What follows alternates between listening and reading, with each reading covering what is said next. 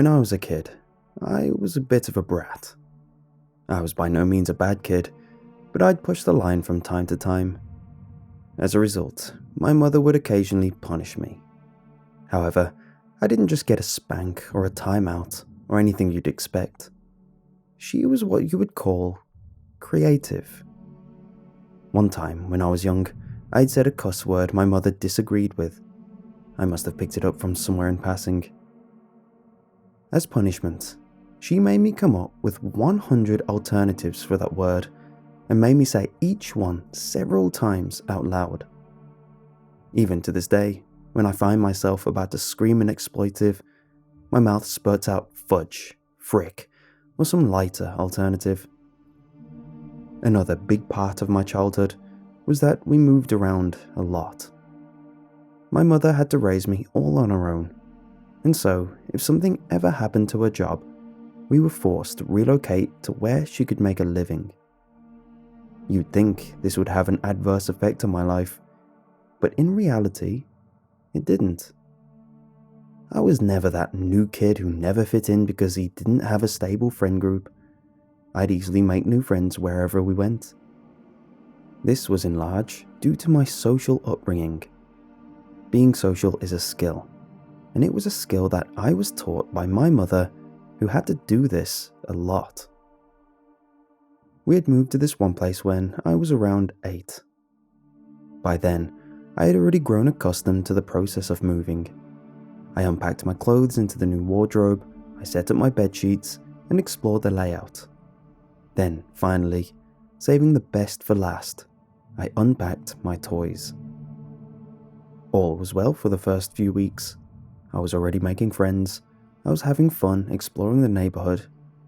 However, when I went to play with my toys one day, I noticed a number of them missing. At first, that childhood fear set in, the horrible, sinking feeling of loss. I went to my mom and asked her if she'd moved them for any reason. She said no, and suggested I possibly misplaced them, that this might not have happened if I tidied up. I went back to my room, defeated. However, the more I thought about what my mom said, the more I saw what she was saying. Piecing together the context, I put together that this was a punishment for not tidying up.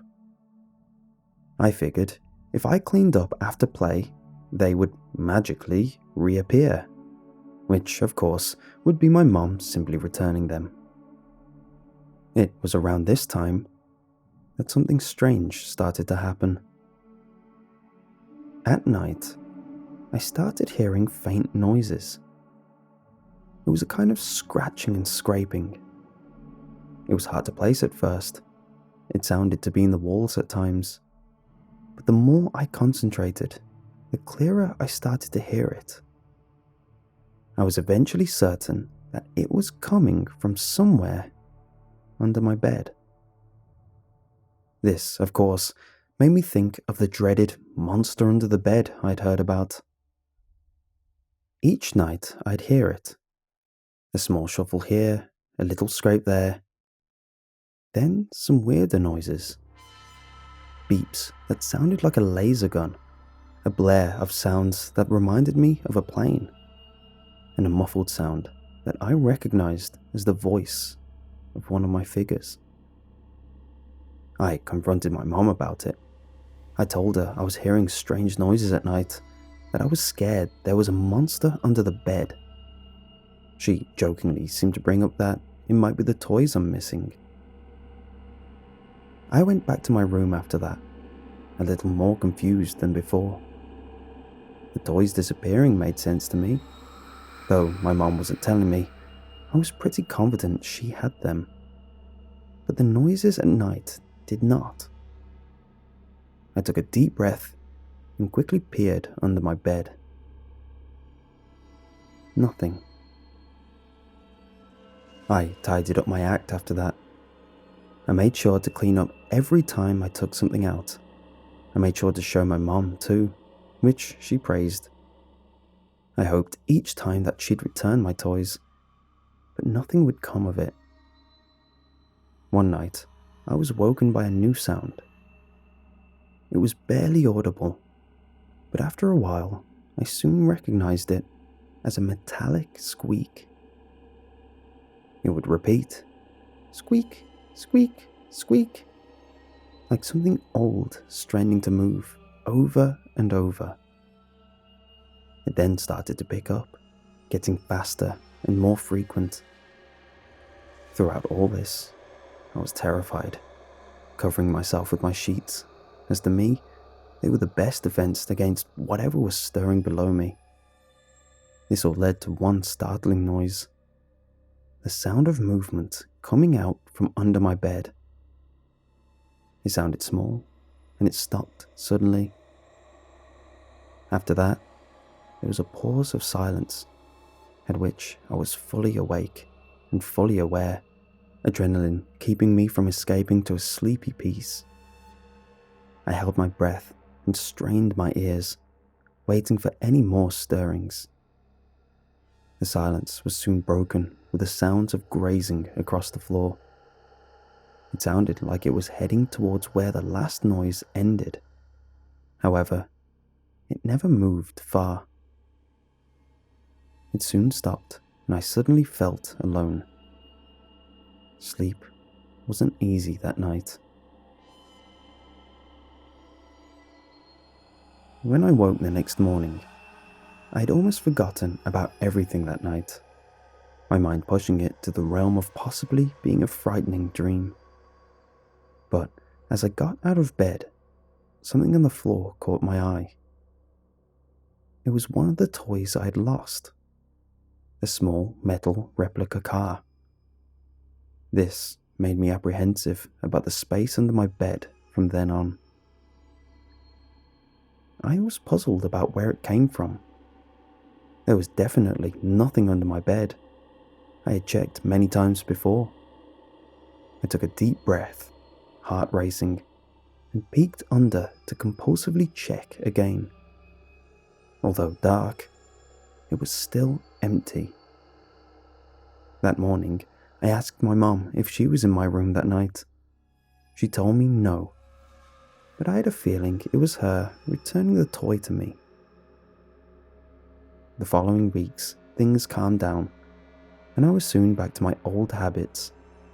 I'd leave my toys out longer and longer after playing, tidying up later each time. Some days I didn't even bother at all. After a while, I started to notice that my toy count was far fewer than it had ever been before. It was so noticeable that my mom picked up on it as well. She pinned them on disappearing due to the move and promised that I'll get more on my birthday, which was quickly coming up. The excitement at this trumped all feelings of loss and was the thought that kept me going, despite my lack of things to play with. This was because my birthdays were legendary. Due to the constant moving, my mother always made an effort to make my birthdays as social as possible. It was a great way for me to make friends with the local kids, and for her to meet new people as well. It was a win-win. When my birthday rolled around, everything was perfect. Things started with some organized activities. We played musical chairs, passed the parcel, and other amusing games that ended with fun rewards. After a while, we all worked up an appetite with our high-energy competitiveness. We moved on to the buffet, which consisted of all your childhood favorites: hot dogs, burgers, sausage rolls, and other finger foods, followed by plenty of cake. When all the scheduled events were over, the kids were allowed to run amok and have fun, while the adults sat back, relaxed, and mingled. We started in the yard. We played a few rounds of tag, which was exciting. However, there were so many of us, and the yard was so small, that we moved on to another game. We decided to play hide and seek. Because this place was new to all the other kids, it was fun, since part of the excitement is the rush you get from trying to find a unique hiding spot. no one knew the place. So being the seeker wasn't just a case of routinely going to all the known spots. Everything was fresh. This was the game that lasted for the rest of the party, and everyone loved it. Each round, the boundaries kept expanding. At first, the kids were apprehensive about going indoors since that was where the majority of the adults were. But soon, kids were hiding behind the small conservatory, then soon under the tables in the dining room. After seeing that the adults didn't mind, we eventually were using the whole house. I thought I'd have an advantage. However, the creativity of both the hiders and the seekers was amazing. Despite knowing my way around more than the others, I had to be smarter. After a particularly tricky round of playing the seeker, my mind raced with ideas. I figured all the others were trying so hard that a spot that's almost too obvious would be a wonderful play. A double bluff, if you will. While the first kid I caught the previous round counted down, I immediately knew where I wanted to go. I dashed into the house, ran upstairs, and went into the small pantry. I was so early, I got to watch the other kids scramble around through the slats of the door. At first, I saw some kids run straight past, obviously looking to go into the main rooms to find a spot. A few kids stopped and looked into the pantry door, followed by them thinking for a second and running away, either too embarrassed to enter such a private area or thinking it was too obvious. To me, that's what told me this would work. As I heard the kid outside almost finish, 96, 97, 98, I saw one last kid, Aaron, still looking for a spot. I had to hold in my laughter to avoid bringing attention, but that brief feeling of superiority was a rush for 9-year-old me. I smiled as I watched him rush around, panicking. His smile stayed on my face as I saw him enter my bedroom. I knew there were no good hiding spots there. It was too small, and the closet never had a door, so that wouldn't work. This trail of thought led me to think, the only good spot in that room would be... My mind soon turned to a look of shock. I burst out of the pantry, screaming for Aaron to stop. But it was too late. He was already almost fully slid under the bed. By the time I reached him, he was all the way under. I dipped my head to see if it was okay. Nothing. From my perspective, I could just see the other side of the room. The space under the bed was completely empty. I screamed. I cried. I wailed. It wasn't long until some adults caught wind that this wasn't a fun kind of screaming. They rushed to me, and I tried my best to stumble out what happened. Though they never took everything I said at face value. I mean, a kid saying the monster under the bed took Aaron is a bit of a stretch. They did take the part that Aaron was missing seriously. They soon rounded up all the kids, minus one, which confirmed their fears. After that, everything was a blur of pain and sadness. The police got involved. I was questioned more. My story stayed the same, to the frustration of the adults and the police. They knew I knew the most, but the police chalked it up to trauma blocking my memory, and that the monster I was referring to was a stranger that kidnapped Aaron during the games. The rest of the day was filled with tears from many people. This really took a toll on the entire community, and is still talked about to this day. After this whole ordeal, things changed. My mother was more careful about how she made me socialize, choosing to keep a more careful eye on me. Things changed for me too. The noises from under my bed were still there, mixed with the occasional sounds of scratching and movement, with the quiet sounds of giggling and hushed whispers. Sometimes at night, I'd be kept up with the long-lasting sounds of whimpering, followed by soft scratches on the floor.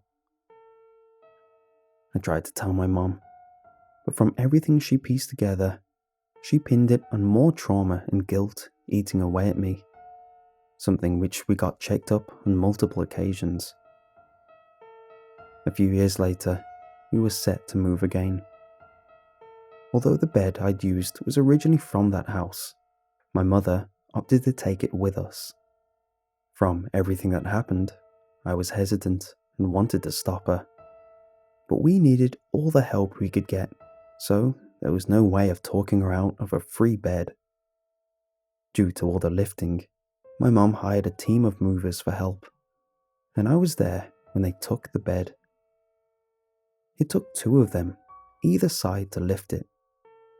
Though the frame was a light wood, it took some serious force for both of them to even get it to budge. When they did finally get it to lift, a loud, ear-piercing screech filled our ears. When my mom screamed, asking what that was, they responded that it was probably an old bed, and that was one of the creaks it carried with it. In my imagination, though, it sounded different.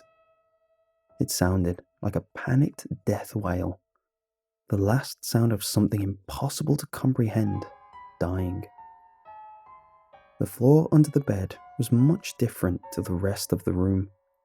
It was an off-shade from the wooden floor around it.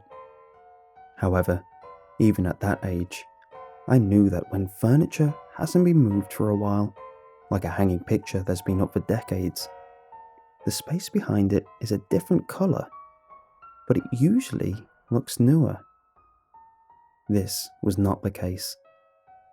What we were looking at looked way more worn and beat up than the rest of the floor. It was covered in scratches all over, all of which ended almost perfectly with the edge of the worn square, like it was stenciled in by the bed. The movers brushed it off as marks from previous moving of furniture, but I saw something different. To me, it looked like the desperate clawings of a child's fingernails, along with other, much deeper scratches. And much like the toy car that rolled out of the bed, whatever disappeared down there always tried to find its way back.